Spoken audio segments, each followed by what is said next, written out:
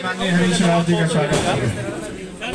Congress party Harish Rawat, Ganesh Godiyal,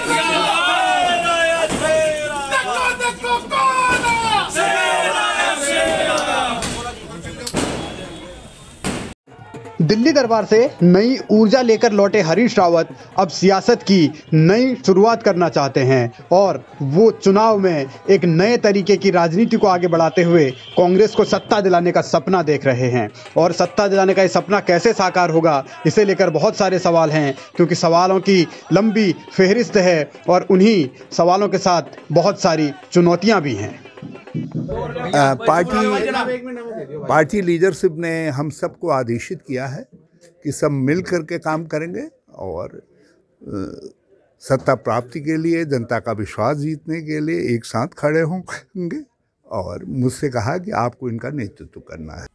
Harish Rawat के tweet के बाद आलाकमान ने उत्तराखंड कांग्रेस के तमाम नेताओं को दिल्ली तलब किया और दिल्ली से एक लाइन का यह आदेश पारित किया कि पूरा चुनाव अभियान हरीश रावत के अगुवाई में ही होगा, नेतृत्व में ही होगा। इसीलिए हरदा उत्साहित हैं। चुनाव मेरे नेतृत्व में लड़ा जाएगा, बाकी आगे के लिए जो खाका है वो हम श्रीमती सोनिया गांधी जी से अनुरोध करेंगे कि हमारे राज्य को एक अच्छा सा प्यारा सा मुख्यमंत्री दे।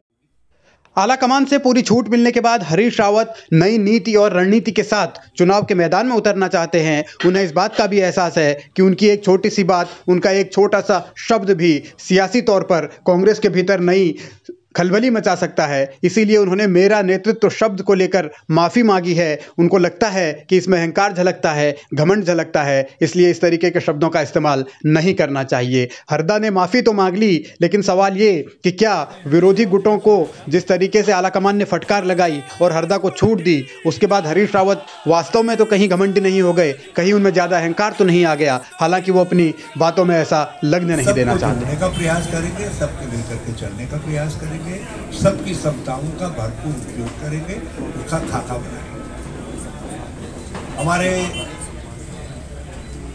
और ये टिकट से पहले भी बनाएंगे, टिकट के बाद भी बनाएंगे।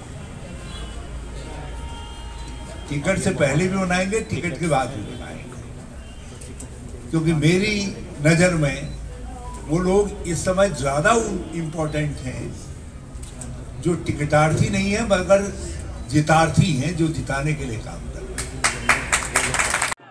सबको जोड़ना और सबको साथ लेकर चलना ही हरीश रावत के सामने सबसे बड़ी चुनौती है। बीजेपी से मुकाबला करने से पहले उन्हें कांग्रेस के भीतर मुकाबला करना है। गुटों के बीच जो लड़ाई छिड़ी हुई है उसे दूर करना है, लेकिन संभवतः वो अभी तो हो नहीं पाएगा। इसीलिए वो अलग अलग रास्ता तलाश रहे हैं। भाजपाई ढोल की फूल फूल, इसमें भाजपा के खिलाफ बहुत कुछ है। इन्होंने इस राज्य के सम्मान को गंभीर ठेस पहुंचाई है, उत्तराखंड का उपहास उड़ाया है। जिस तरीके से मुख्यमंत्रियों को बदला गया है, थोपा गया है और उसके बाद बदला गया है, ये दोनों प्रक्रियाएं उत्तराखंड का राजनीतिक अवमूल्यन किया है इन्होंने। भ्रष्टाचार को इन्होंने शिष्टाचार में बदल दिया है।